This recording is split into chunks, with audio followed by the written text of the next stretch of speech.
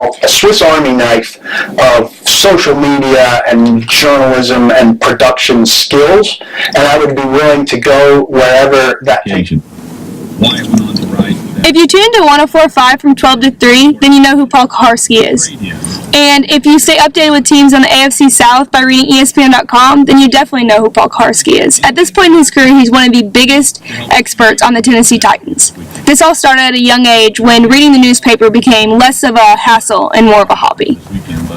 Well, I grew up with the New York Times in my driveway in Central Jersey. My dad was a devoted newspaper reader, my mom too, and so I read the paper growing up a lot and liked it. But as a kid, I wanted to be a novelist. As I got a little older, I realized I didn't have any plots, and nonfiction was going to be the way for me to go. And then when I got to college, it just seemed like a natural direction to find an extracurricular was to a school paper. The 8th largest English-speaking daily in New York, we called ourselves. After Paul realized journalism was the ideal career for him, he further pursued journalism at Columbia University, where he worked for the school newspaper. In college, writing for the school paper, where I spent, eventually up to 40 hours a week over there, like a full-time job, unpaid, writing. The first couple of years, writing and editing, and then shifted more to editing and writing. But it's a great group of people who were some of my very best friends at college, and who's just really invested in helping put something together and getting those initial experiences of being with and around a team. My first job, technically, was part-time covering preps, high schools, and I was just persistent, trying to get my foot in the door.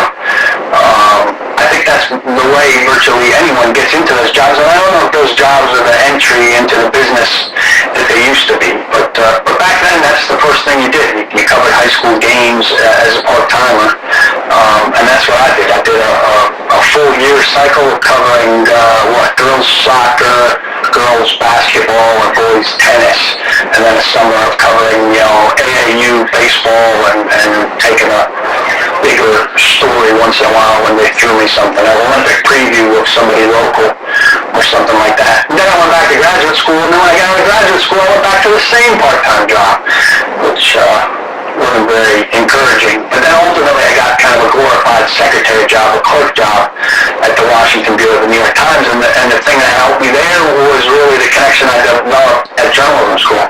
With an interest sparked by writing for the school newspaper, Paul continued to pursue his career in being a journalist. He now blogs for ESPN.com, covering AFC South and the Tennessee Titans. Everything I do is rooted in the reporting that I've done and the writing that I've done since I broke into covering the NFL in 1995. Radio is an easy extension of that. So I was a radio guest, frequently when I covered the Raiders, when I covered the Oilers, when I covered the Titans. And then I became part of the morning show here at The Zone just because I had good chemistry and rapport with the guys. So I was on, as a regular guest, and then I was on once a week in studio, and then they expanded it to twice a week, and then they expanded it to 3 times a week, and then when they expanded and needed a new afternoon show, I was kind of in the pipeline for that. And part of the reason they like me in the radio job is because I'm doing the writing. Strengths, biggest weaknesses when I started off. Well, inexperience is the big thing at the beginning, dealing with professional athletes and their egos, and making sure that you're fair, making sure that you're in front of guys the right way, figuring out how to deal with personalities, figuring out how to ask difficult questions when guys are upset. That's all stuff that you learn early on and you kind of use common sense for, but it's a lot easier to do the 5th time than it is to do the first time.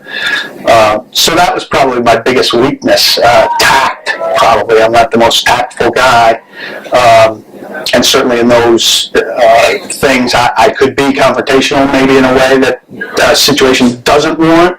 Oftentimes it does warrant it, and I'm certainly willing and able to do that, but when it didn't warrant it early and I was a brash kid that thought I was a big shot, I probably needed that. Biggest strength, Early on, probably fearlessness. It kind of goes hand in hand with that other one. I wasn't afraid to waltz in and ask a tough question. I wasn't intimidated by big guys or big names or people I'd seen on TV. Like I used to wake up in the morning as a younger person with a sense of dread about all different things. Some of them work related, some of them personal life related. I am much less stressed as a 44-year-old than I was.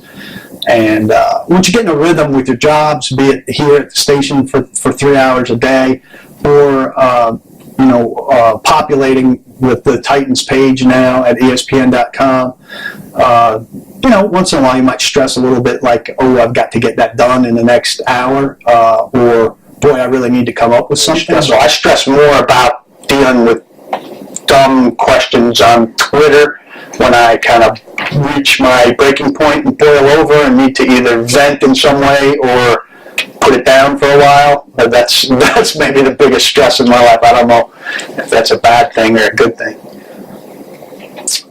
Biggest perks, I like being an expert on something that people want to know about, so that's a perk. I like going to a party where I meet new people and they say, what do you do? And when I say what I do, they find it very interesting. And I admittedly meet a lot of people who, when they tell me what their jobs are, don't sound very interesting. It's not a 9-to-5 job. I don't go to an office.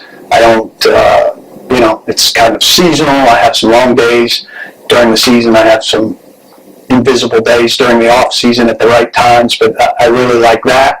And there's a little bit of recognizability, I guess, that comes more from the radio than from writing. And when I pay for something with the credit card and somebody recognizes my name, or when I have a conversation with somebody and somebody recognizes my voice, I'm not too proud to say that I get a big kick out of that. One of the biggest perks for Paul Kuharsky was that he had many experiences meeting new people and seeing things that many would not because of his career. Well, I was on the sideline of the Music City Miracle. I watched that Kevin Dyson run right past me from maybe a little further than here to the camera.